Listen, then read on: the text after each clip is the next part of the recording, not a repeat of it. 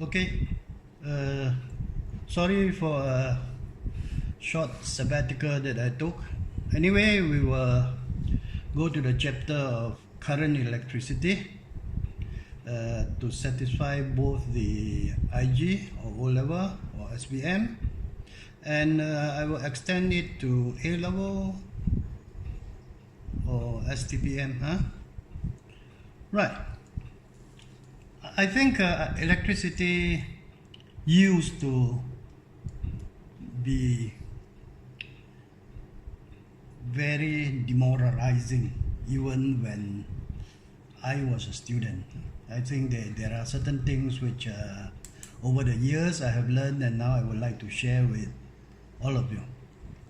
Let's say we are given a series circuit with a cell, 1.5 volt EMF, of course negligible internal resistance. Then we have an ammeter A1 here and ammeter A2 here, and a voltmeter V1 across the 2 ohm resistor, right? And two resistors, 2 ohms and 3 ohms, are connected in series. And what is so daunting about this is the ammeters and voltmeters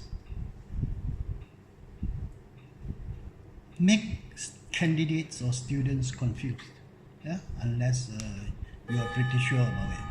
So I would advise everyone to look at it by removing the ammeters as well as the voltmeters. That means we just look at this basic circuit. Okay, don't worry about the ammeters and the voltmeters because they have no effect on this circuit so long as we assume the ammeter is ideal. So an ideal ammeter has zero resistance, an ideal voltmeter has infinite resistance. Right? We'll see the importance of this in a while. Now, what does an ammeter do? An ammeter measures the current that passes through it. Right? Whatever current that passes through the ammeter will give that reading. What does a voltmeter do? A voltmeter must always be connected across a component because a voltmeter measures the PD across itself. So in the top diagram, the PD across the voltmeter V1 will be the reading of voltmeter V1, and it is of course equal to the potential difference across point X and point Y, which is the potential difference across the 2 ohm resistors. Now we have to get that very clear. Now let me come back to this very important point. Why must an ideal ammeter have a very low resistance or zero resistance? So there's no such thing as ideal.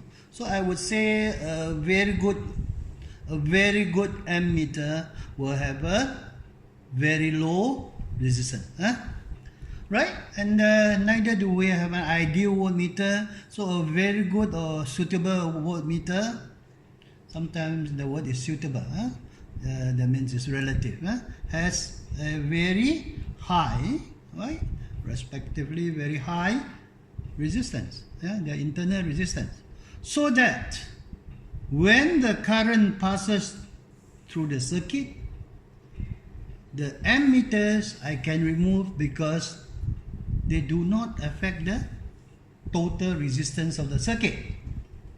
The voltmeter I can remove because when the current I comes to I1 or I comes to this point, we can effectively assume that the entire current I goes through the component of the resistor, that is 2 ohm resistor.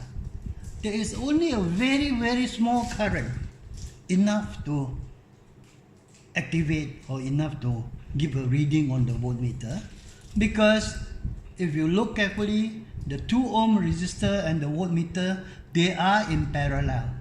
And of course, given a choice, the current will all go through the 2 ohm resistor instead of going through the voltmeter, which can have typically internal resistance as high as 2 mega ohm. 2 million ohm. This is important for A-level students, for STPM students. Please have some idea of what do you mean by high. Yeah, of course 2 compared to 2 million, you know, then the reverse ratio will be, this will be 2 million to 2, the current. So we can effectively say that, you know, zero current passes through the voltmeter. But then again, you can argue there must be a very, very small current, okay, very, very small, so small that I is not affected. So the current goes on and it goes back to the battery. Now, so when I say you look at it this way, means you might not have time to draw this in the exam or in the test or whatever, or even in your daily work. But in your mind, do not let the ammeters and the voltmeter distract you. So I go to another point before I go on. Whatever we label on circuit diagrams until today, it is actually conventional current. A conventional current flows from the positive terminal to the negative terminal. In actual fact, it is mobile electrons that flow in the reverse direction, right? So what is a current? So current is rate of flow of electrical charges. Alright, so if you are asked about electrons, the direction is opposite to what we call conventional current. Now, from the point of history, the mistake has been made. Yeah, conventional current is opposite to the direction of electrons. Therefore, it will be too much of a task if we go back to change all the textbooks and Fleming's left-hand, right-hand rules have to be reversed and all that. So we continue using them, knowing that it is a mistaken notion. But bear in mind, it is actually due to electrons flowing in the circuit.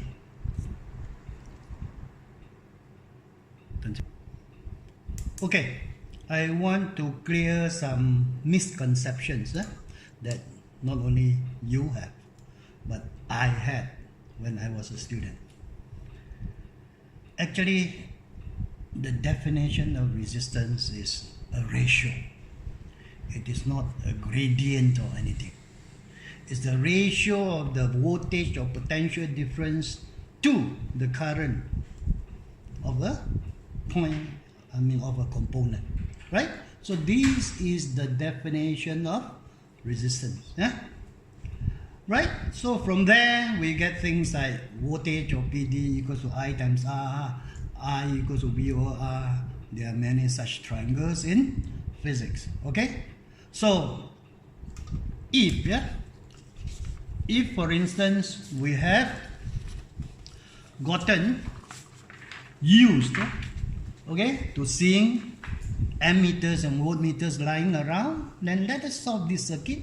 That means in our head, if we want to get resistors in series, the formula is R1 plus R2 plus until, of course, we can have any number, right? But for the benefit of the IG student, O-level, SPM, we just set one with 2. So 2 plus 3, the total resistance of a circuit is 5 ohms. Now, so let's try to see how this diagram in your mind helps you. If the question asks, then for the circuit, then the current I will be the ammeter reading. There's only one ammeter reading there, and it will be equal to V over R, which is 1.5 over 5, which is 0.3 ampere. Right? Make sure you get the unit correct. Right. The next thing I want to talk about is something to do with potential difference or voltage. Yeah, potential difference is a more appropriate word, which is something measured by the voltmeter. Right, let us talk about the word current first. So this current, in this case, we say is electric current. Okay, electrical current. You have a current in the river, that is water current, right? Water current, river current. Both of them require something. They require a potential drop, right? So water or river current must flow from a point X to a point Y, where point X is at a higher potential and point Y is obviously at a lower potential. So that's an analogy there. Alright? That means the voltmeter reading of V1 in this diagram will be given by the current through this, the current through this resistor, which is 0.3 amp, multiplied by the resistance of that resistor only. That means the voltmeter reading works out to be 0.6 volts. Similarly, if without drawing a voltmeter, I ask you, what's the PD across? PD means potential difference. This abbreviation is accepted in exam. Across the 3 ohm resistor, alright? So you would use the same thing. V equals to IR. Huh? So the same current 0.3 will pass through a series circuit. But now the resistance of this resistor is 3 ohm. So it gives you 0.9 volt. Now I want to share something with you. Of course, we could have gotten a shortcut. We knew this was 0.6 volt. We could also have used this as 1.5 volt minus 0.6 volt. It will give us 0.9 volt as well. So what I mean is this resistor, this potential difference plus this potential difference must be equal to the EMF of the cell, because in all these sums we assume zero internal resistance.